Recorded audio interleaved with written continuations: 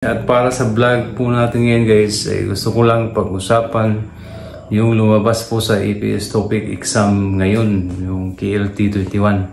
Marami na po ang nakapag-exam at yung iba sa mga pumasa sa exam guys ay nagbahagi po sa atin ng mga experience po nila sa APS TOPIK exam.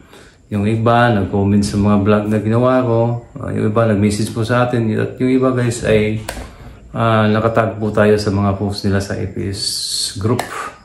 Kaya isi-share ko lang po sa inyo guys ang mga sinasabi po nila tungkol sa APS TOPIK exam.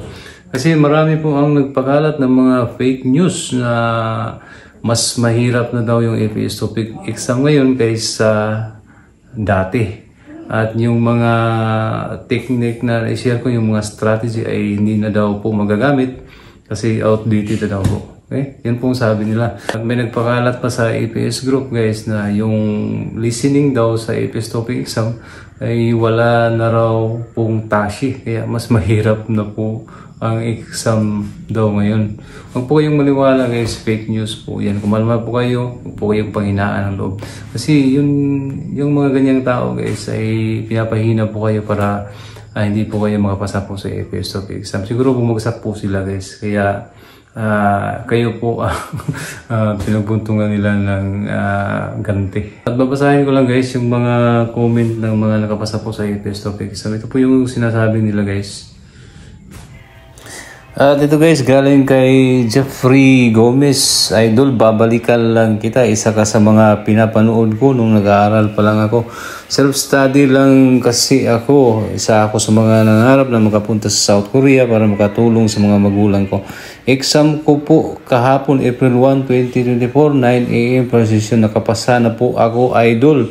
140/200. Salamat sa iyo. Isa ka sa mga tumulong sa akin. Napaka-effective niyang mga tips and tricks mo.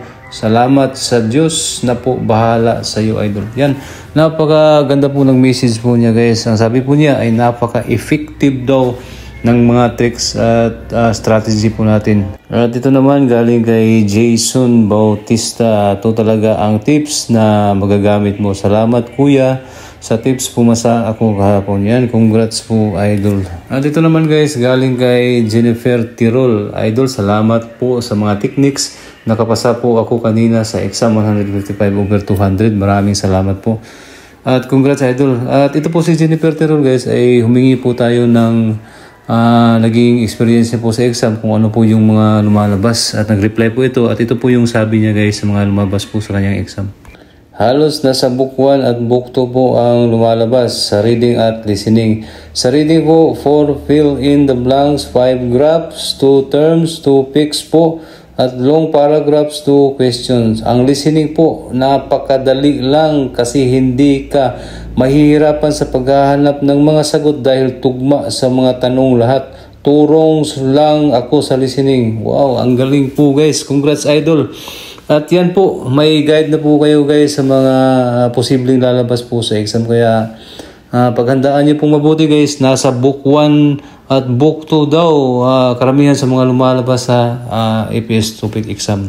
At ito po sabi niya guys, lumabas po sa kanyang exam sa fake, botones, mga babaeng nagsasayaw, gloves, hollow blocks, nagtitinda ng prutas, sa long paragraph is about sa kasal. Madali lang po talaga. Dapat po talaga pag-aralan mga culture nila kasi lumalabas po talaga. Yan, salamat po ng napakarami Jennifer Tirol at shout out po sa inyo at congrats po sa pagpasa ng APS TOPIK exam. Paghandaan nyo po ang second round sa inyong exam. At ito pa po guys, Bisaya, Ana Norina Siroy, mayong buntag sir, daghang salamat sa mga tips nimo. Nakapasar ko sa exam March 19 session. Pa-shout out sir, Pusok Lapu-Lapu City. Yan, shout out idol Ana Norina Siroy. Congrats sa pagpasa nimo sa APS TOPIK exam. Niya pangandam ug maayo sa imong umaabot nga second round para sigurado nga mapasa nimo ang kinatibuk-an sa APS TOPIK exam hangtod makaabot ka sa Korea. At doon po sa hindi pinalag guys na hindi na ipasa yung APS TOPIK exam, wag na po kayong gumawa ng kalokohan. Gayahin niyo po yung iba na kahit bumagsak po sa exam ay tuloy pa rin sa pagtulong nila sa pag-share nila sa experience nila sa APS TOEFL exam. Ganun po sana tayo guys. At sana guys ay nakatulong pa rin sa inyo itong vlog na ginawa ko. Tandaan niyo po, huwag na po kayong lalayo. Bukwan at saka bukto, sapat na po yan. Okay?